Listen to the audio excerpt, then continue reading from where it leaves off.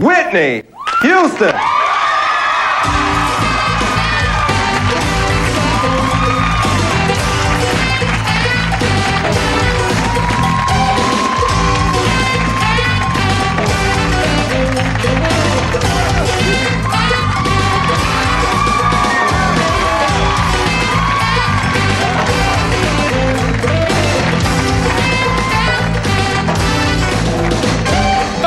Baby, you heard that, right? Future ex-wife.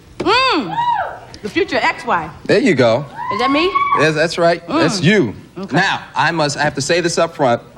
Whitney is feeling a little under the weather. She will not be able to sing tonight. Under the weather. Oh, but that's, sorry. hey, I'm gonna sing. Byron's a good singer. She's gonna come back. Byron's a good dancer and a good singer. All that stuff. She's gonna come back at a later date and she is going to sing and yes, dance. Yes, I will. That's right. That's right. Yes, you are invited. All right. You say hello to Ricky, our bass player? That's my musical director, Ricky Minor, right there. Yeah. And we are lucky enough to have him sit in with us when he's not with you. Gerald Albright, you're wonderful. Hey. You're wonderful.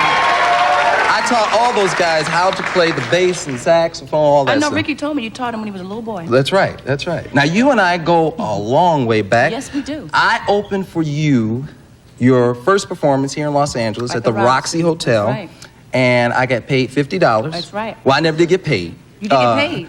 No, I'm just... You get paid now. Okay, there you go. All right, so I opened for you. That was the Roxy, right? The Roxy. And then we went to Carnegie Hall. Went to from Roxy to Carnegie Hall. Right? And a big jump. And I let you close my show. I did. Yes. I closed his show for him because he was the star. That's right. I opened. I went out and did 30 minutes, and then, you know, because I don't have a big ego, I let her do the last hour and a half. Isn't he humble? That's a humble man. And I let her have most of the money because I'm just that kind of guy. He's that kind of guy. Then, you know, and I thought this was it. It was love at first sight. I thought you and me forever, rest of our lives. I know, baby, I know. And then I find out that you were going out with Eddie Murphy. I was heartbroken by that. You were heartbroken? Yes, what is the deal with you and Eddie and Oh, Byron. We're friends, you know, we're close friends. You're close friends? Very close. Do I have to be jealous or? Yeah, you do. Yeah, okay. Well, how long have you two been close friends? Well, Eddie and I met, as a matter of fact, Eddie and I met at Carnegie Hall that night you opened for me. Isn't that a coincidence? The night you closed the show? The night I closed your show, I met Eddie, and that went back, what? About 85. 85, right? Well, that's it. No more of that. I'm never leaving early again. See? You should have stayed around. Hey, see, look at that. He jumped in there, jumped boy. in your place, see? Uh-huh. You met that night. Yeah, we met that night, and, well, actually, we started dating about 2 years ago. Is that right? That's right. That's right. And so, I want to know... You're excited, huh? Well, you know, I'm sure she's feeling bad for me, aren't you? She was like this. No, she's got Eddie. She put it, yeah, right. Now, what is the story here with, I heard Robert De Niro was like following you all over the world. Well, yeah, all the way to London. He came over to London?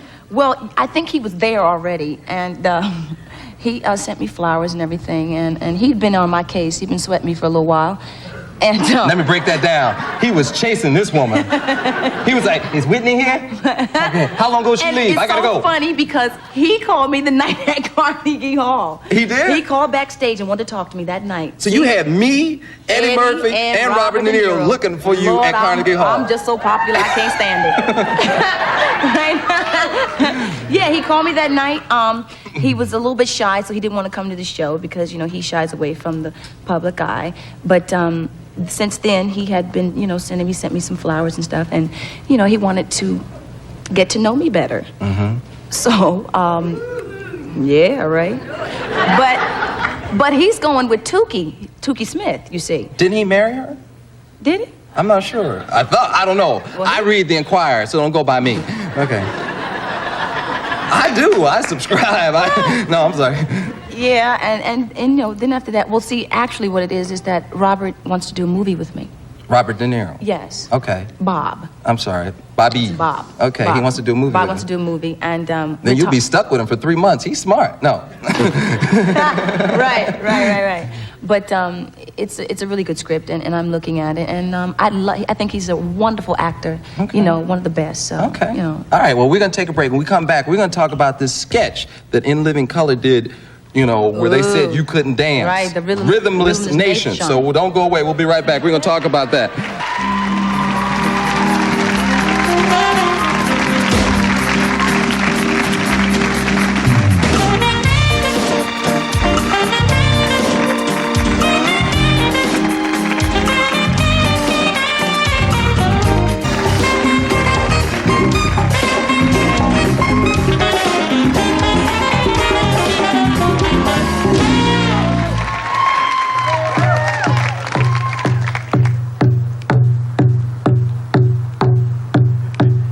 He explored the wilderness.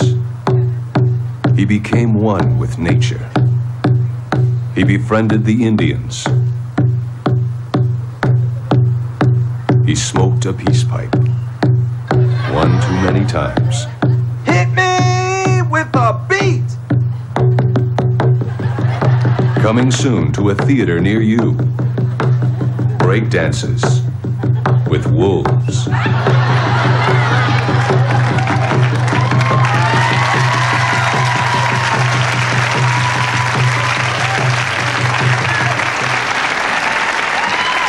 I understand you're going to make a movie with Mr. Costner. Yes, I am. Kevin and I are going to do a movie in the fall. Yeah. All right, what Isn't is this that movie? nice? Yeah, what's the movie? The movie's called Bodyguard. He's going to guard my body. Whoa, Bodyguard. Yeah. All right, I bet you De Niro and Eddie Murphy show up on the set. Well, maybe Eddie. Maybe Eddie. Maybe. All right, now let's talk about this sketch. In Living Color did a sketch, a parody, a Yes. takeoff on you called Rhythmless Nation. Rhythmless Nation. Right. Now Yeah. you describe it. Well, see, there was, you know, Janet, you know, Rhythm Nation. They had dancers who were all in rhythm, but I was the only one out of rhythm, so I guess it indicated that I had no rhythm. But I think Keenan realized how popular I was, so I guess he capped on that, you know, because it was not only me, it was, they dogged Janet too, you know, because in the lyric it was like, I know I cannot sing, and that's why my music's so loud, and, you know, all that kind of stuff, so I guess they just hit 2 birds with 1 stone. But I thought it was rather funny. But, you know, not appreciated, but it was funny. Yeah, it was like, that would have been funny if that wasn't me. Yeah, you know, plus, you know, Keenan's sister, you know, she played me, you know, and looked nothing like me. Go on, girl. Go on, girl. Go on, girl. But you know how they do. You know, when you are popular, you know, a lot of people cap on you. You know, I'm not offended because I got rhythm.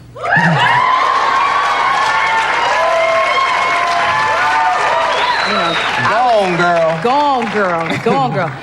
I'm scared, girl.